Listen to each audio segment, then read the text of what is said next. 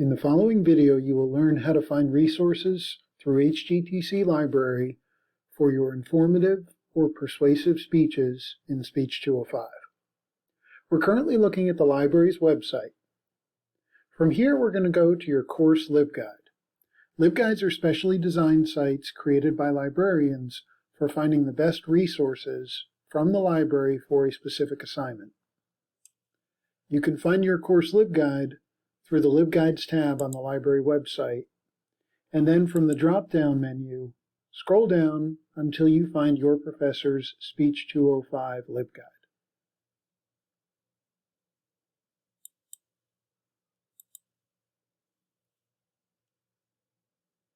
In this video, we'll highlight some of the best resources found on the guide, but please know that you are welcome to use anything that you find here.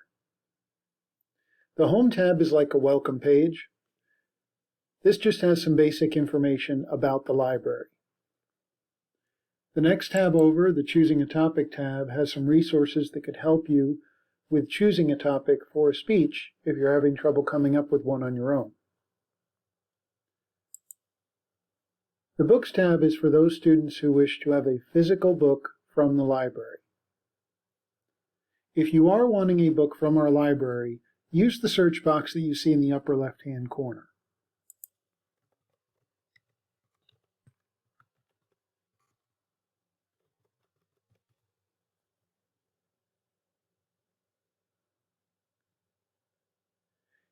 After you conduct a search in our library catalog, if you're looking only for print books, click on the link that says Held by Library. If you fail to do this, you will still get listings of items that we own on the results list, but there will be some ebooks mixed among them as well. Now we have a list of items that are available at one or more of our campus libraries.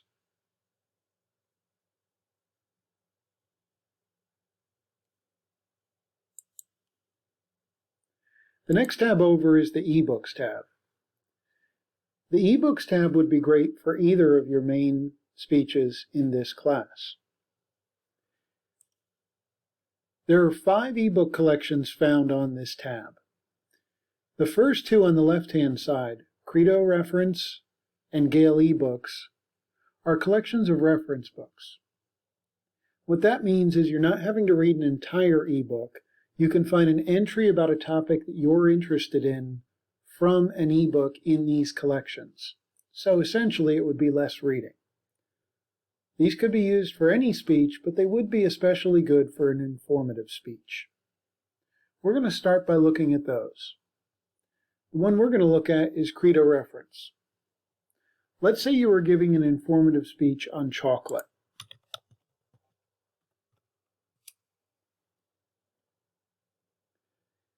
What we're going to be looking at are entries about chocolate out of reference books.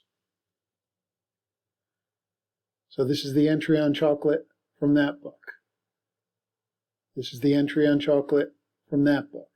So if your speech was on the history of chocolate in the United States, you might be interested in looking at this one, Food and Drink in American History. We'll look at the entry on chocolate. And we don't have to go anywhere to access the book. The entire entry on chocolate from this book is available on the screen. One thing you may want to make note of is that library resources do come pre-cited. So for citing your sources, simply look on the screen for the Cite or the Citation button, and there you can find out what the correct citation should look like in a variety of different styles, including MLA. Do make note that these are computer-generated citations. So if there are any errors, it is up to you to fix those before including them in your final project. For example, in this one, chocolate is in all caps. In MLA style, that's not correct. The C should be capitalized and all the other letters should be lowercase. But other than that, everything else is done correctly, so it's a copy and paste with one small update.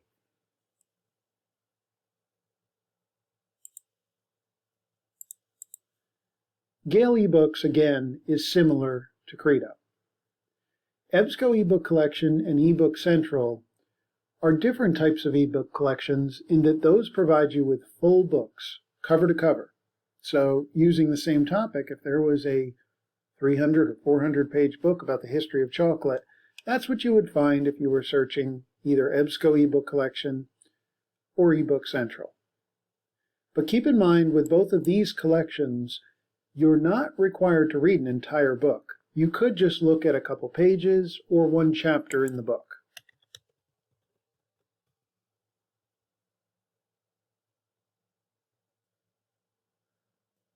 So if this book were of interest to me, I would be able to go in and look at the entire book starting at the very first page by clicking on the PDF link here. But again, I could go into just a specific chapter or even look at one specific page. So if I were interested in chapter 7, I can click on this link right here and it will take me directly to that point in the book. And again, do remember, library resources come pre-cited, so you can look for that cite or citation button to see how to cite your source. The remaining ebook collection on this page is actually a single ebook. It's called the Statistical Abstract of the United States. And this is an ebook that's put out every single year by the U.S. government, and it's a collection of statistics. It's nothing but statistics. So if you're looking to include a statistic in one of your speeches because you feel that would be effective, this is a great place to look to see if you can find something that you're looking for. The next tab on the guide is the Databases tab. And when you think databases, think articles. While there are some other types of sources in databases, for the most part, it's journal, magazine, and newspaper articles. On this tab, we have a variety of different databases. The two that I'll point out to you are the general databases, which you could use for any topic for any of the speeches in this class. The two largest are the two at the top, Academic OneFile and Academic Search Premier, but you can use any of the ones you see in the box. Below that, you'll find our controversial issues and viewpoint databases. These ones are especially good for a persuasive speech. We're going to look at some in both of these boxes, but we'll start out with one of the ones in the general databases box. We're going to go into Academic Search Premier. One of the nice things that our databases do is they have predictive searching.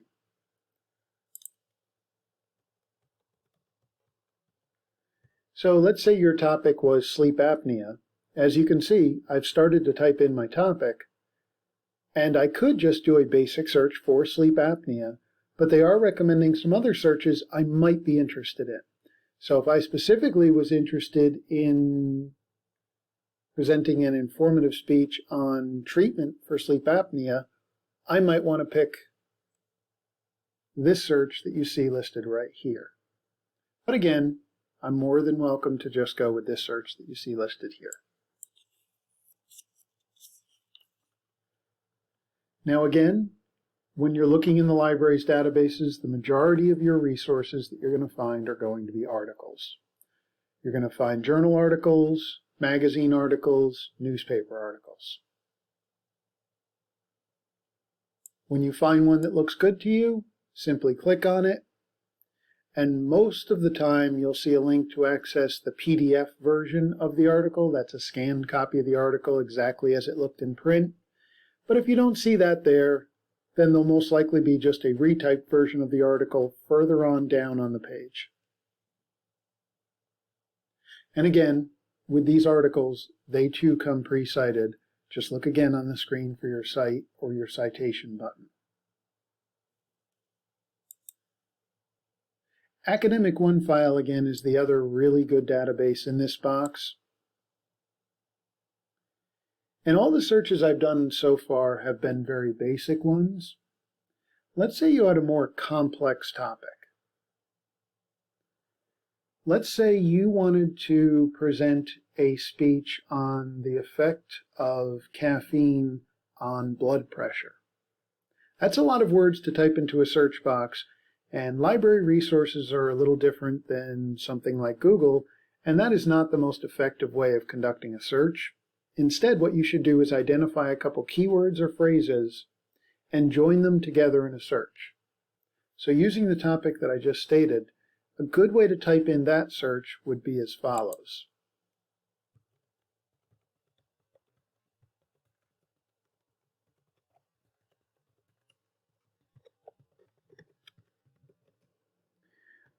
So I've identified a couple key search terms, and I've joined them together, and the way I join them together is by using the word "and."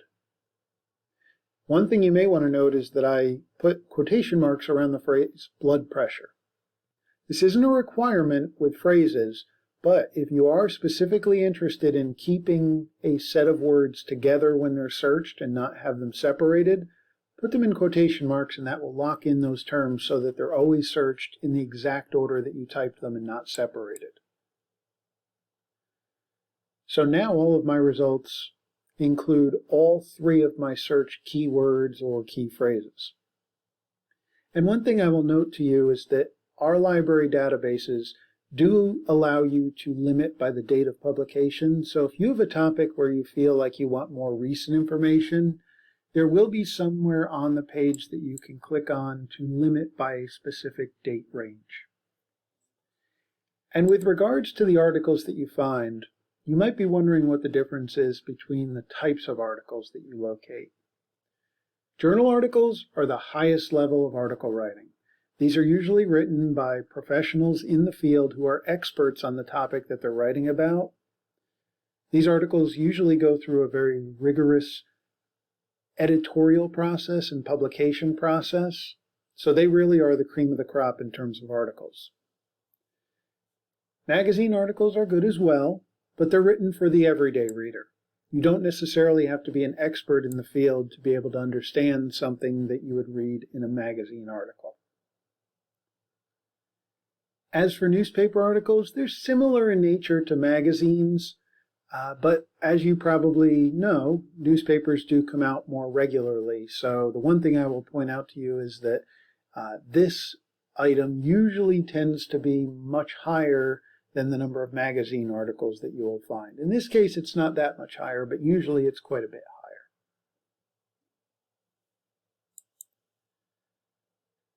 Going back to your databases tab, I do want to highlight for you the controversial issue and viewpoint databases. Again, these would be great for a persuasive speech.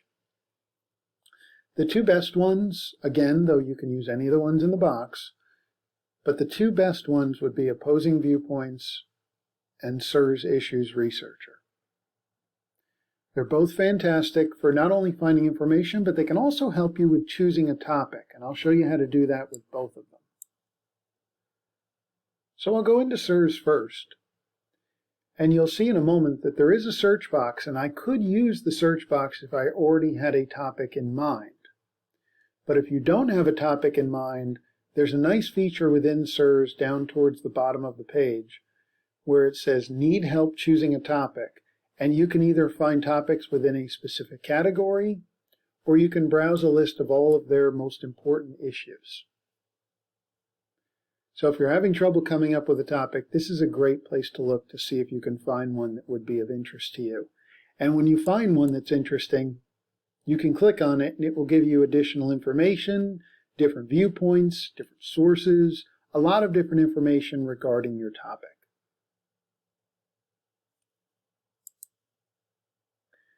Opposing Viewpoints database is set up in a similar manner. Again, there's a search box. You're more than welcome to use it. Or if you don't have a topic in mind yet, you can scroll down, and again, they have individual categories, or you can browse all of the issues at one time. And then again, when you see one that looks good to you, you can click on it, and it will take you to a page all full of information and resources on that particular topic.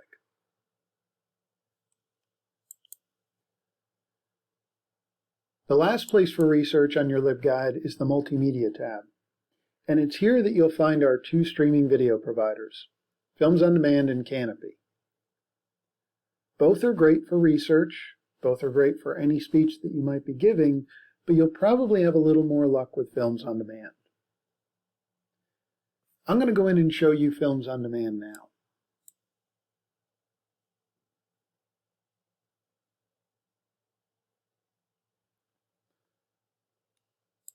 Let's say you were giving an informative speech on how cheese is made. I'll do a very basic search here just so you can see what it looks like. I did a search for cheese, and you can see I've got nearly 2,000 videos that were found that match that. Now, one of the things to keep in mind with Films on Demand, every video is broken into segments. So you can either watch an individual segment from a video, which will be shorter, as you can see here, or you can watch the entire video by clicking where it says From Title, and then you can access the whole video. It might be 30 minutes, 45 minutes, an hour, or an hour plus. This one's 52 minutes long. So I could watch the whole thing, or again, it's broken into segments. So over here on the right-hand side, there's a segments link that I can click on, and I can watch just one segment from this video. And just like with the databases and the ebooks that we looked at previously, the streaming videos also come pre-cited.